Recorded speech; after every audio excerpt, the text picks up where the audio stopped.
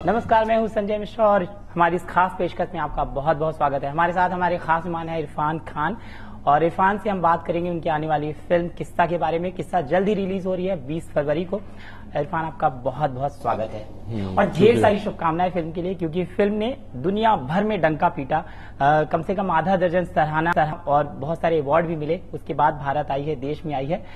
किस तरीके से देख रहे हैं? अब 2 साल हो गए थे, तो बड़ा लंबा एक सफर था रिलीज के लिए। मुझे ये लग रहा है कि जो लोग फिल्मों से थोड़ा सा नया एक्सपीरियंस एक्सपेक्ट कर रहे हैं, बहुत सारी ऑडियंस ऐसी भी तैयार हो गई जिसको कि कुछ अलग किस्म का सिनेमा देख रहे हैं जो उनको दूसरे किस्म का एक्सपीरियंस दे।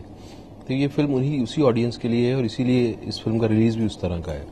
और कोशिश यही है कि जितने ज्यादा से ज्यादा लोगों तक जितनी जल्दी पहुंच जाए, इसलिए एक साथ रिलीज कर रहे हैं। एक वजह अंबर सिंह का किरदार क्यों आपको ऐसा लगा कि कर लेना चाहिए फटाफट? मैंने अनूप की वजह से किया। अनूप को मैं जानता हूँ, अनूप के साथ मैंने पहले भी काम किया था।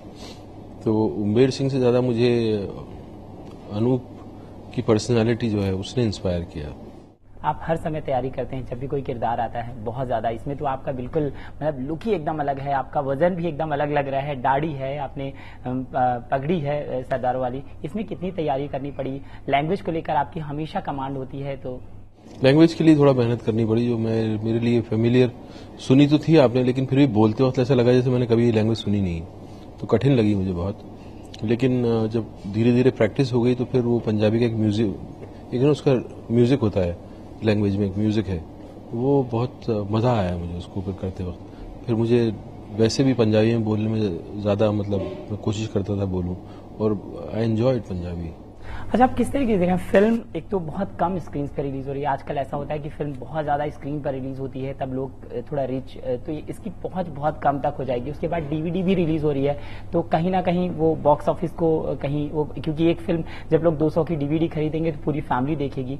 तो ये थोड़ा सा कैसे देखते हैं इसको आप? तो अभी ये लोगों के हाथ छोड़ दिया, जिसको जैसा एक्सपीरियंस चाहिए। किसी को बड़े पर्दे पे आके देखना है तो वो ट्रैफिक में आएगा, टिकट खरीदेगा, बड़े पर्दे का बड़ा मजा लेगा। जिसको नहीं इतनी उठानी दिक्कत, वो अपने घर में देखना चाह रहा है तो घर में देखेगा। सबको सब तरह की चॉइस है।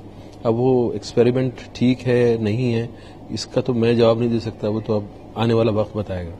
ऐसी बात है, बहुत वक्त हो गया किरदार को निभाए, लेकिन मैं चाहूंगा कि वापस थोड़ा सा आप जाएं और थोड़ा सा बताएं किस तरह का पिता है, किस तरह का पति है और कैसे इसकी फैमिली है। फिर अच्छा पति है, अच्छा बाप है, बट उसका एक कंसर्न है जिसकी वजह से जो उसका फ्लॉ है, जो उसकी फॉली है, वो उसको एक परमानेंस का सेंस चाहिए जिंदगी में।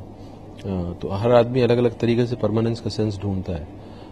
किसी को रिलीजन में मिल जाता है, किसी को लगता है कि मैं अच्छी जिंदगी गुजारूंगा तो मुझे जो है दूसरा जन्म अच्छा होगा, तो उसको एक कंटिन्यूटी की एक कहीं ना कहीं उसको एहसास होने लगता है। इस आदमी का ये इसको लगता है कि इसका लड़का होगा तो इसका वंश चलेगा, तो इसे एक परमानेंस का एहसास होगा, एक कंटिन्यूटी का एहसास होगा।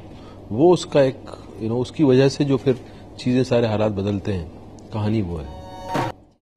फिल्म वेलकम टू कराची को लेकर खूब सारी बातें हुई, मतलब अभी भी मैं इंटरनेट पे डालता हूँ तो बहुत सारी खबरें आती है और हर कोई जानना चाहता है कि वो फिल्म आपने अचानक क्यों छोड़ दी? उस फिल्म से मेरा कोई लेना देना नहीं है, जब था वो था, और आज मुझे उसके बारे में कोई बोलने की जरूरत नहीं है। उस फिल्म को बोलना चाहिए अपने बारे में, मैं उसका हिस्सा नहीं हूं तो मैं उस फिल्म के बारे में क्या बोलूंगा। बहुत सारी चीजें हैं कतार में, हेरा फेरी 3 है, जज्बा है, पीकू हेरा फेरी 3 मेरी कतार में नहीं है, न मैं उसकी कतार में हूँ, न वो मेरी कतार में है।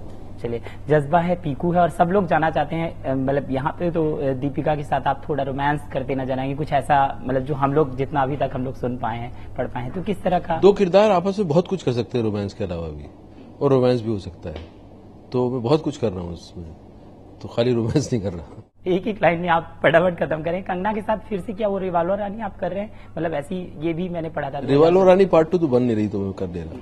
रिवॉल्वर रानी पार्ट 2 बनेगी तो मैं रिवॉल्वर रानी मैं करूंगा। फिर तिग्मांशु के साथ क्या किस तरह की प्लानिंग? बिकॉज आपकी और उनकी जोड़ी जब आती है तो मतलब वो लिख रहे हैं मेरे लिए भी, वो बहुत मजेदार सब्जेक्ट लिख रहे हैं। मैंने उसका कुछ पोर्शन सुना है और बहुत इंटरेस्टिंग है। इवन आपको लगता है कि इस तरह की जो फिल्में हैं इनका रीच बहुत कम हो पाता है, तो क्या इसके लिए कोई अलग तरह की मार्केटिंग स्ट्रेटेजी होनी चाहिए या किस तरीके से कुछ आप सोचते हैं? बिकॉज आपकी बहुत सारी फिल्में, मुझे लगता है कि ऑडियंस के पास जो है चॉइस होना चाहिए देखने की, और उसमें उसको हर तरह का फ्लेवर उसको मिलना चाहिए, और ये वैरायटी है लोगों के लिए ना, ये लोग नयापन है, ये यूनिकनेस है ऑडियंस के लिए। तो हम वो प्रोवाइड कर रहे हैं, वो भी कर रहे हैं, ये भी कर रहे हैं। फ्रीडम ऑफ स्पीच क्या आप कैसे देखते हैं? एक वीडियो आया था, बहुत अच्छा। वायरल हुआ, मतलब थोड़ा सा तो अच्छा लगा वो लोगों को, इसलिए वायरल हुआ। हाँ। ये क्या था? थोड़ा सा गाली गलौज था उसमें, आपने नहीं देखा है? जहां तक सेंसरशिप का सवाल है, हमारे नेट पे जिस तरह का अश्लील और भद्दा स्टफ मौजूद है और जिस तरह से वो लोगों की जिंदगी को पे असर डाल रहा है, मतलब वो पॉर्न से लेके हर तरह की मतलब गलाजत नेट के ऊपर फैली हुई है, उसके पर कोई सेंसर नहीं है। आप जहां सिनेमा की बात आती है तो वहां सेंसरशिप इतना प्रिमिटिव हो जाता है कि उसका आपस में कोई तारतम्य नहीं है। अगर आपको फिल्टर करना है कि लोगों तक ऐसी बातें नहीं पहुंचे तो हर तरह से वो तो हर जगह फिल्टर होना चाहिए। फिर ऐसा किसी के नेट पे एक 7 साल का बच्चा बैठ के पॉर्न देख सकता है और 18 साल का आदमी थिएटर में जाके सिगरेट पीते हुए किसी को नहीं देख सकता without that comment. It should make sense. Censorship को रिलुक करने की जरूरत है। किस तरीके का बदलाव मतलब होना चाहिए सेंसरशिप में? स्पेसिफिकेशन ज्यादा होना चाहिए। आप लोगों को चॉइस दो कि आप लोगों को वार्न करो कि इसमें इस तरह का मटेरियल है, आपकी चॉइस है, आप देखो मत देखो।